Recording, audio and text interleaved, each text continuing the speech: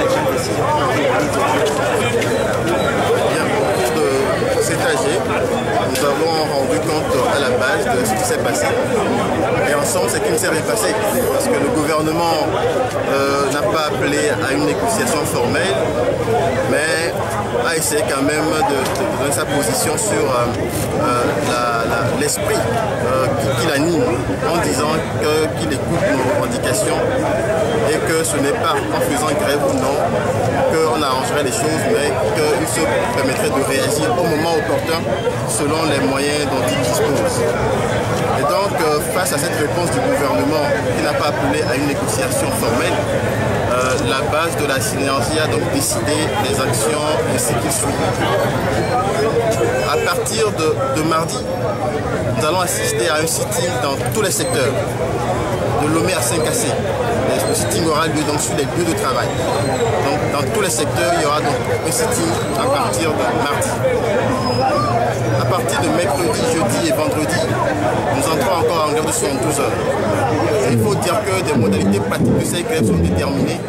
Et au niveau de la santé, nous allons donc augmenter d'un palier par rapport au service minimum qui sera drastiquement réduit.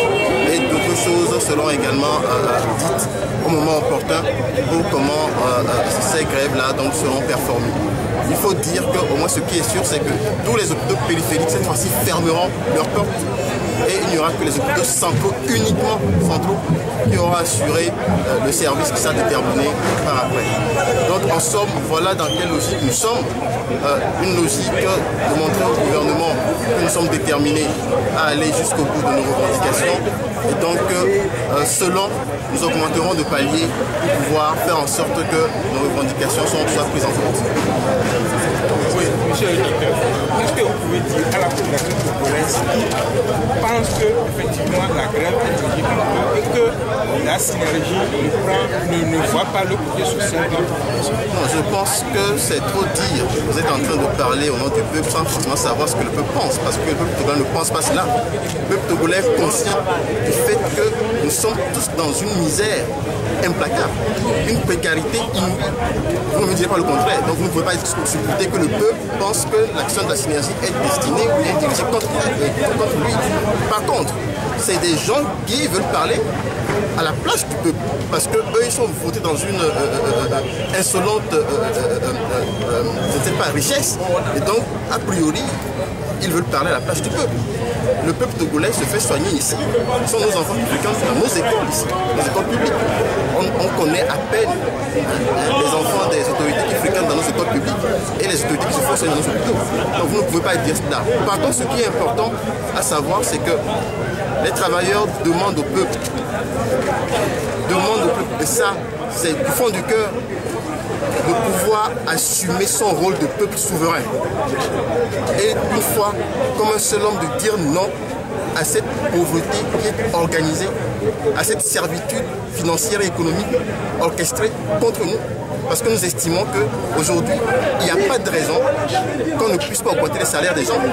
Au moment où dans d'autres pays, les gens parlent d'augmenter le SMIC de 80 000 francs à 300 000 francs, nous sommes encore à 5 000 francs CFA.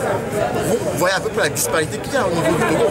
Donc le peuple togolais devrait, nous le pensons, vraiment se saisir du problème et dire non une fois pour toutes pour que les gouvernants puissent rapidement s'occuper des problèmes sociaux. Parce qu'a priori, ils sont élus pour ça, et non le contraire. Ils sont élus pour servir le peuple et non se servir.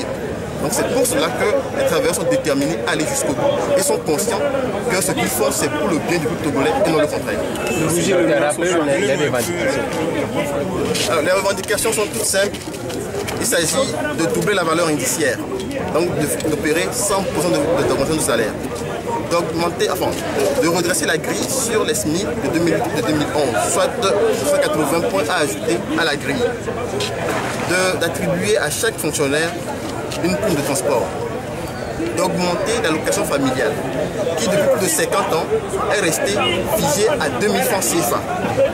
Et d'autres points qui sont relatifs aux tests concernant les retraités, concernant les agents permanents et concernant l'âge de départ à la retraite que nous souhaitons voir harmoniser, éventuellement en permettant à ceux qui sont dans les travaux pénibles de pouvoir aller à la retraite dès qu'ils le veulent à leur demande.